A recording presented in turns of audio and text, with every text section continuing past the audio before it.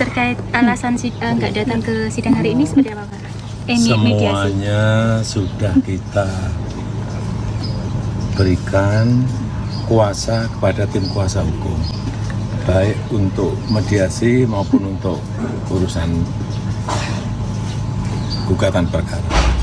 Artinya siap untuk menuju sidang pembuktian ya, Pak? Siap untuk melanjutkan sidang ya? Kalau lanjut ke persidangan nanti, apakah nanti juga akan datang, Pak? Jika nanti lanjut mediasi selesai lanjut ke persidangan, apakah nanti akan datang? Kalau diperlukan. Pun akan juga membawa ijazah? Kalau diperlukan.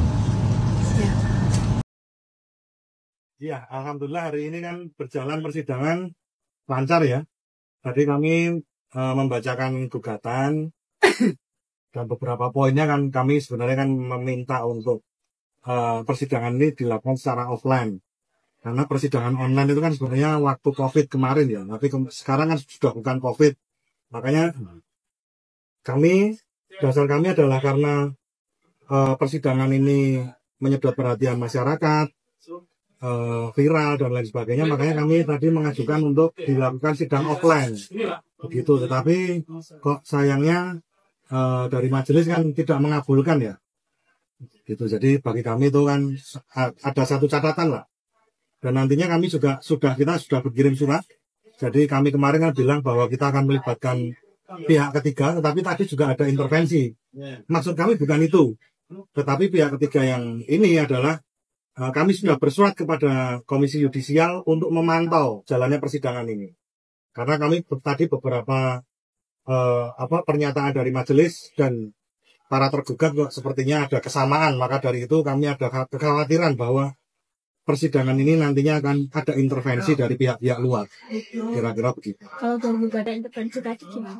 Kalau dari gugatan intervensi, ya sesuai dengan hukum acara, tadi kan untuk para penggugat interveniannya kan sudah memasukkan permohonan. Tetapi sayangnya kami kan belum diberikan permohonan. Jadi kami anggap beliau-beliau ini kan sebagai intervenian kurang siap lah dalam mengajukan intervensi tersebut.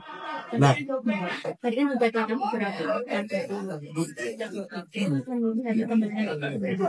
ya kalau menurut kami itu kan juga belum tentu nanti akan dikabulkan oleh majelis hakim ya. Jadi penggugat intervensi kan harus jelas dia berkedudukan sebagai apa, mendukung apa, dan apa dasar hukumnya, terus dia berlaku seperti apa dan lain sebagainya itu kan harus jelas. Tapi kalau kita melihat kan ya kami tadi belum melihat secara utuh, jadi kami belum bisa menganalisa dan lain sebagainya. Tapi harapan kami dalam gugatan intervensi ini kan bukan hanya orang yang sekedar numpang gitu ya. Jadi betul-betul dia harus mempunyai kapasitas atau legal standing, kira-kira begitu. Kalau dampaknya terhadap perkara yang tekannya online, iya, kalau online atau offline itu kan harapan kami dalam dalam jawaban, replik atau duplik kan kami bisa bacakan di depan seperti yang tadi. Kan begitu masyarakat kan bisa tahu semua. Tetapi kalau online maaf, itu kan masyarakat hanya bisa tahunya kan kalau kita memberikan data. Tapi kalau kami tidak memberikan jawaban atau apa, itu kan masyarakat kan nggak tahu. Tapi kalau dibacakan di depan persidangan, ya pastinya kan masyarakat akan semua tahu. Begitu. Harapan kami sebenarnya tadi ingin dilakukan secara offline. Karena menurut perma yang tadi disebut, itu tidak ada larangan, walaupun ada anjuran untuk dilakukan online. Makanya kami tadi meminta untuk permohonan dilakukan secara offline. Kira-kira gitu.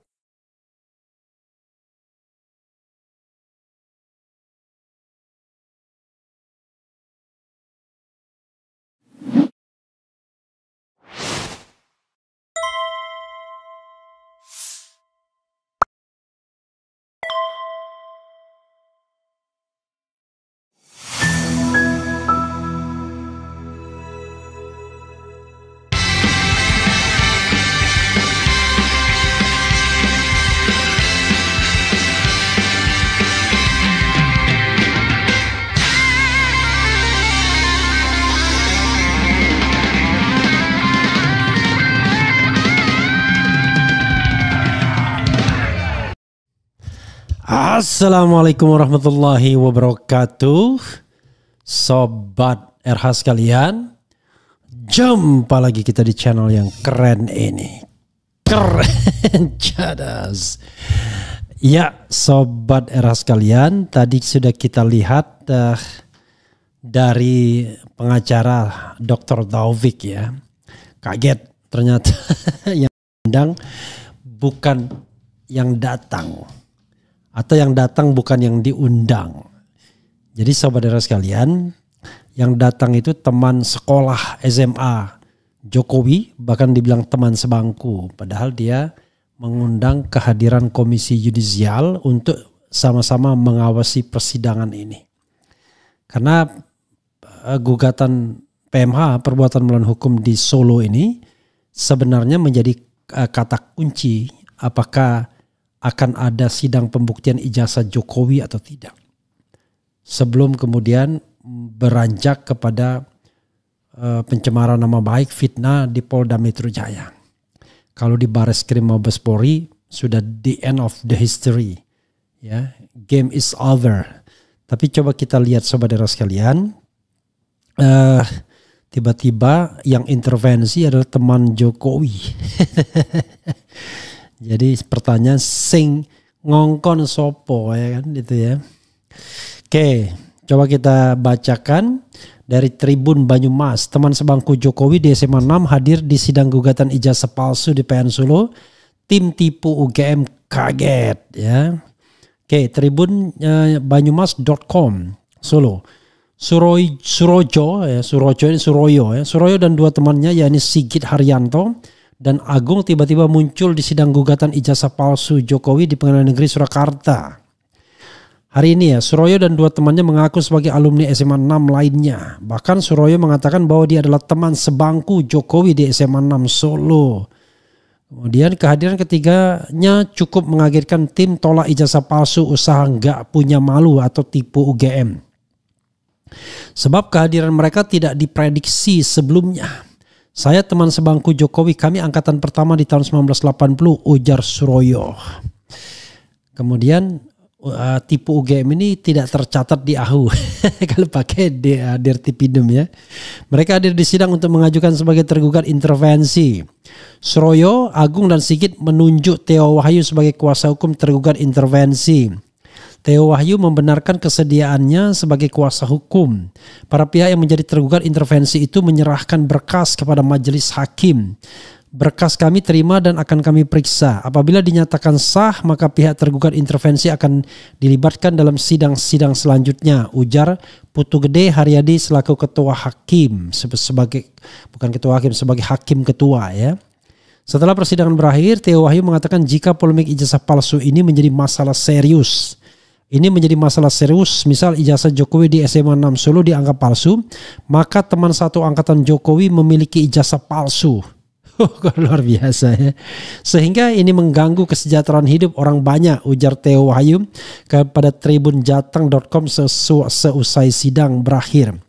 Theo Wahyu lantas menunjukkan ijazah SMA 6 Solo yang diterbitkan saat Jokowi lulus. Kemudian diketahui 3 hakim yang memimpin jalannya sidang hari ini adalah Putu Gede Haryadi, Sutikna dan Fataroni. Dalam persidangan tersebut penggugat Muhammad Taufik diwakili oleh kuasa hukumnya Andika Dian Prasetyo beserta tim. Sedangkan tergugat satu Jokowi diwakili oleh kuasa hukumnya yaitu YB Irfan. Selain itu hadir juga pihak tergugat terkait yakni KPU Solo, perwakilan SMA 6 Solo, perwakilan Fakultas Hukum UGM. Agenda sidang hari ini yakni membacakan gugatan oleh pihak penggugat. Ada 36 halaman ya. Perwakilan tim tipu UGM membacakan 36 lembar gugatan selama 2 jam. Sayang kita tidak dapat ya. Sebenarnya mungkin ada ininya ya, ada siaran langsungnya. Kalau ada siaran langsungnya nanti kita kita siarkan lagi kalau ada siaran langsungnya. Jadi begitu saudara sekalian ya. Kalau saya terus terang saja tidak begitu antusias bicara mengenai gugatan yang terkait dengan ijazah SMA. Pertama tidak mengikuti, kedua ya tidak banyak juga saksi-saksinya atau dokumen-dokumennya dan lain sebagainya. Walaupun ada satu keanehan yang sesungguhnya, yaitu konon SMA 6 itu belum ada, baru ada tahun 83. Sementara 80 belum ada. Jadi kalau misalnya SMPP 40 dalam kurung SMA 6 itu memang agak aneh. Biasanya kalau dibalik misalnya let's say tamatan 83 atau ke atas, SMA 6 garis miring SMPP 40. Nah itu benar. Biasanya dalam tanda kurung itu merujuk yang lama. Merujuk yang masa lalu, ya, past tense. Nggak mungkin merujuk masa depan, future tense. Karena kalau merujuk masa depan kok sudah tahu. Jadi bakal jadi SMA 6. Itu aja sebenarnya logikanya. Tapi ya terus terang saya tidak mengikuti secara seksama dan dalam tempo yang sebanyak-banyaknya soal yang terkait dengan ini. Yang diikuti adalah ijazah sarjana, ya, sarjana Jokowi. Tapi kehadiran Suroyo dan teman-teman ini juga patut dipertanyakan atas inisiatif pribadi atau atas perintah siapa. Kalau atas inisiatif pribadi, kepentingannya apa? Karena menurut saya terlalu berlebihan kalau dikatakan bahwa kalau ijazah Jokowi palsu, lalu teman seangkatannya juga palsu. Kan begitu. Itu kan berlaku kalau seandainya ada teman seangkatan. Kalau nggak ada gimana? Atau misalnya let's say ada teman seangkatan tapi tiba-tiba ijazahnya dipalsukan. Bisa jadi. Kok bisa? Jadi gini saudara sekalian. Salah satu spekulasinya adalah bahwa Jokowi memudahkan usia atau menuakan usia. Pernah spekulasi tersebut, tetapi sekarang kayaknya tidak terlalu solid. Jadi kalau kita lihat misalnya buku Bambang Tri, di situ mengatakan bahwa misalnya Sri Adiningsi itu pernah satu angkatan dan lain sebagainya. Jadi Sri Adiningsi sendiri tamatan 81. Lalu Jokowi bilang 80. Nah sebenarnya lebih pada begitunya. Kalau dia sekolah pasti sekolah SMA-nya. Cuman masalahnya adalah apakah dia punya dokumen yang solid atau tidak. Dikaitkan dengan apa? Dikaitkan dengan penyesuaian barangkali terkait ijazah sarjananya. Jadi konon misalnya begini saudara sekalian. Kalau ijazah sarjananya berubah, belum dibantah secara adequate, ya. Belum ada bantahan yang katakanlah memadai. Nah dalam kesempatan ini saya ingin mengundang debat antara dua pihak nih. Mudah-mudahan dengar ini. I'm calling you Joshua Sinambela dan Rismon Sianipar. Jadi kalau misalnya Anda tidak mau bertemu di RH Channel secara langsung, ya kan? Tidak bertemu secara langsung, Anda coba by phone saja. Jadi live by phone. Dan saya berjanji ya dengan sungguh-sungguh. Karena sudah terbukti saya bisa menjadi seorang moderator yang baik. Menjadi penengah yang baik. Saya akan memberikan kesempatan yang sama. Equal treatment kepada Anda berdua. Dan pasti seimbang. Jadi Anda mau pro dan kontra. Karena sekali lagi kita ingin mencari kebenaran bukan pembenaran. Tapi nggak boleh main keroyokan. Jadi gaya Joshua Sinambela yang mengundang respon tapi ternyata pembicaranya yang satu kubu semua, tidak boleh. Respon juga tidak boleh bawa Roy Suryo dan lain sebagainya. Jadi one by one. Ya, berhadapan tuh. Bisa nggak 1 lawan 1? Nah kalau memang bersedia nanti kita tentukan. Cuman unfortunately saya nggak punya yang namanya nomor kontak Joshua Sinambela. Kalau ada nomor kontaknya kasih ke saya. Tapi kalau misalnya Joshua mendengarkan ini, yuk one by one dengan Rismon. Apa masalah Anda? Apa presentasi dari Rismon? Apa presentasi dari Joshua Sinambela? Tidak usah bicara tentang wah soal klaim siapa yang paling ahli forensik dan lain sebagainya. Tidak tentu. It is not necessary. Jadi Anda cukup kemudian kemukakan mengapa palsu dan mengapa tidak palsu. Jadi tidak tidak perlu menyerang pribadi misalnya. Wah, siapa yang paling jago, ahli forensik dan lain sebagainya. Nggak usah lah. Ya, cukup ini aja. Cukup sama. Orang kadang-kadang kan begitu, nggak relevan. Jadi cukup, begitu saya dibilang pakar hukum tata negara, ada seorang yang sekarang jadi kepala badan, wah saya aja nggak dibilang pakar loh. Pakar itu terkait dengan konsentrasi bidang. Dia nggak konsentrasi bidang apa-apa. Jadi bidang yang kita geluti secara konsisten, makanya dibilang pakar ya. Dan pakar itu tidak berarti pandai sekali, tidak. Kebetulan dia melakukan spesialisasi di bidang tertentu. Misalnya pakar tanaman, misalnya pakar hewan ternak kambing kan bisa juga kan. Menjelang Idul Adha ini kita bicara kambing. Jadi untuk Joshua Sinambela dan Rismon Sianipar, I'm calling you ya in this forum ya to attend, dan we conduct a debate ya between you ya, begitu. Kalau Anda memang mau mencari kebenaran, mudah-mudahan imbauan ini sampai baik ke Rismon Sianipar maupun Joshua Sinambela. Tapi kalau ke Rismon saya nanti akan WA juga dia kalau dia bersedia. Memang dan harus berani untuk mengungkapkan tesisnya atau argumen dan lain sebagainya. Oke, coba kita bacakan ya. My wife is calling me ya to have dinner ya, belum dinner yet ya. Oke. Kita bacakan sebentar ya sebelum kita akhiri. Apapun acaranya, segera adili Jokowi, makzulkan Fufu Fafa. 100% ijazah itu tak akan muncul. Kemudian pakar palsu. Kemudian offline dong. Persidangan tipu-tipu ya. Ini juga agak jadi tanda tanya kenapa jadi online. Ini seperti persidangan Habib Rizik dulu. Nah dari sini saja sudah tertangkap aroma. Oh, kok online sih? Kalau online kan gak asik tuh.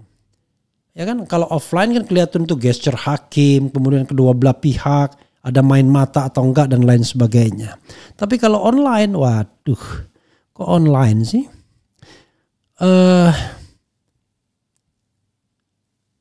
Kemudian apa ini? Betapapun sakit hati, kebencian, angkara, adu domba, kebatilan dan lain-lain, tiada akan sekali mampu mengalahkan Pangastuti. Apa maksudnya? Online karena ada corona. Saya kira dibikin-bikin juga lama-lama ya. Saya hati-hati loh. Tiba-tiba COVID-19 lagi dibilang meruyak, lalu kita disuruh ke rumah lagi, nggak boleh kemana-mana ya kan. Hidup kita ditentukan oleh katakanlah protokol kesehatan lagi. Waduh, mudah-mudahan tidak. Dan menjelang Idul Adha gitu ya. Mantap Bung, terus berjuang untuk menghancurkan negeri ini. Apa maksudnya Gilang Official ini? Masa berjuang untuk menghancurkan negeri ini? Kemudian tunjukkan satu contoh adu domba yang berhasil, malah 01 yang pecah sendiri. Itu karena angkara versus orang-orang baik. Oke, maksudnya apa sih? Nggak ngerti ya.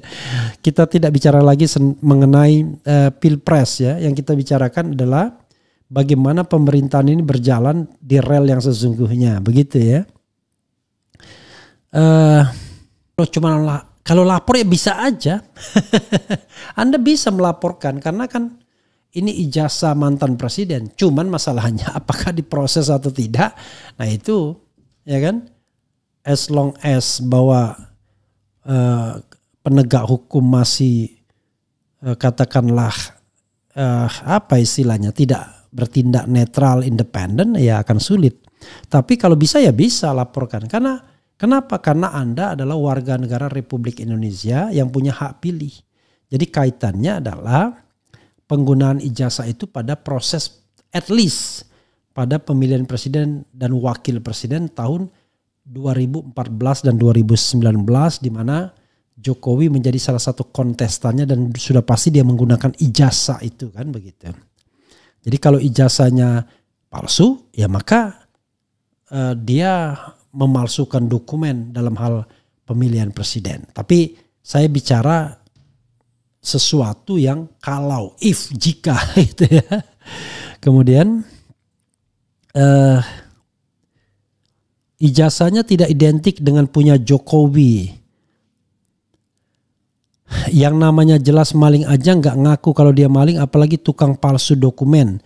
Sampai kapanpun nggak bakalan tuh keluar ijazah palsunya, sampai mati pun nggak bakal dikeluarin karena itu aib baginya. Ya, dan ya kita berharap ada perintah dari hakim. Cuman masalahnya ada nggak bakal perintah dari hakim tersebut, kan itu masalahnya. Kemudian di Bareskrim masih bisa dihidupkan dengan banyak cara. Ya, salah satunya adalah minta gelar perkara ulang ya. Karena gitu ya. Mau enggak sih media luar enggak ada berita kan corona. Di sini media seperti kerja sama Mulyono terus masih di wakak-kakak. Saya khawatir ini tiba-tiba ada COVID-19 dan lain sebagainya, alasan untuk menggelar sidang secara online ya, sehingga masyarakat tidak bisa menonton sidang tersebut, apalagi sidang pembuktian ijazah, dan mainnya jarak jauh semua. Waduh, gimana caranya nanti pembuktiannya jarak jauh? dan lagi-lagi tiba-tiba kita hanya melihat dari jarak jauh. Kan harus dihadirkan offline, analog begitu ya. Cawe-cawe Mulyono sudah mendarah daging. Harus terbuka dong biar kami rakyat kecil biar tahu semuanya. Kemudian Bung Refli usul bikin dompet keadilan dan kejujuran untuk mensupport Roy Suryo CS dengan sumbangan Rp1.000 per orang. Aduh. Sekarang tidak berani kita yang begini-begini. Tiba-tiba nanti dipermasalahkan lagi. Bayangkan ya. Dulu biasa saja namanya urunan. Tapi sekarang bisa dipermasalahkan. Mana izinnya dan lain sebagainya. Allahu Akbar ya. Allahu Akbar kabir. Nanti dibilang penggelapan lagi dan lain sebagainya. Allahu Akbar kabir. Walhamdulillahi kaziro. Kemudian dari sedikit yang penasaran, akhirnya banyak yang ikut penasaran dan data kebenaran akan semakin terbuka lebar. Dan terjadilah kesimpulan orang banyak. Kan jadi malu sendiri kalau banyak yang ditutupi. Kemudian SMA 6 di Solo dulu belum ada, ngaku saja Jokowi padahal SMA saja belum tentu tamat. I don't know exactly ya. Jadi saudara sekalian, coba kita buka lagi ini kita polling kita ya. Jadi saya sudah mengadakan beberapa polling. Dan sepertinya perlu juga dibuka kembali. Nih, polling terakhir menurut Anda apakah Kapolri Listio Sigit sebaiknya diganti? Garis miring tidak diganti sebagai Kapolri. Sudah 67.000 yang voting. Alhamdulillahirrabbilalamin ya. Diganti 97%, tidak diganti 3%. Jadi aspirasinya minta diganti. Banyak sekali ya. Saya tidak berkeberatan ada pembanding pollingnya ya, tapi tadi minimal N-nya itu harus sama dengan N saya minimal ya. Kemudian ini dengan 129.000 voting, mana yang Anda percaya antara Ngabalin dan Roy Suryo soal bohir besar di belakang isu ijazah palsu? Ngabalin menuding, Roy Suryo membantah. Percaya Ali Mokhtar Ngabalin 7%. Percaya Roy Suryo 93% dari 129.000 yang voting. Kemudian ini lebih keren lagi nih, 147.000 yang voting. Mana pernyataan yang Anda lebih percaya? A. Ijazah Jokowi asli 8%. B. Ijazah Jokowi palsu 90%. C. Ragu-ragu 3%. 147.000 itu. Kemudian apa lagi ya? Oke, saya scrolling ke bawah lagi sobat era sekalian. Ada lagi 2 lagi kalau tidak salah. 3 lagi ya. 3 lagi. Lumayan juga nih scrolling bawahnya. Jadi saya tidak up lagi sehingga pertambahannya minim, tapi tetap bertambah. Mana yang Anda lebih percaya dalam soal ijazah Jokowi? 126.000 yang voting, Bareskrim Mabes Polri itu 8%, Roy Suryo dan kawan-kawan 92%. Oke. Kemudian apalagi ya? Jadi Roy Suryo 92%, Bareskrim cuma 8% dari 126.000 voting. Kemudian, nah ini 111.000 voting. Apakah Anda percaya keterangan UGM tentang keaslian ijazah Jokowi? Yang percaya 8%, tidak percaya 89%, yang ragu-ragu 3%. Ini mutlak semua ini. Ya katakanlah bias Refli Harun, tetapi ya saya tantang Anda untuk bikin polling yang pesertanya kurang lebih sama. Dan pertanyaannya sama di platform YouTube juga ya. Biar ada keseimbangan. Nah ini 330.000 voting. Apakah Anda percaya dengan keterangan polisi bahwa ijazah Jokowi asli? A. Percaya 8%, tidak percaya 89%, ragu-ragu 3%. Jadi saudara sekalian, itulah yang bisa disampaikan mengenai polling. Dan polling itu tidak direkayasa, tidak dibuat-buat. Tentu bias Refli Harun karena adanya di Refli Harun Channel. Tetapi sekali lagi kalau Anda mau bikin yang lain ya silahkan. Tetapi N-nya harus sebanyak itu juga. Ya, tadi dari semua polling yang 6 itu 6 kurang lebih ya. Itu 111.000 yang paling kecil gitu ya. Kamu scrolling ke bawah juga ya. Bukannya harusnya diambil dari handphone, itu lebih gampang tuh sebenarnya. Oke, saudara sekalian, kita bacakan lagi komentar sobat era sekalian. Aku bisa. Penting tetap ngenus, apa maksudnya nih? Ijazah Jokowi jadi bisul.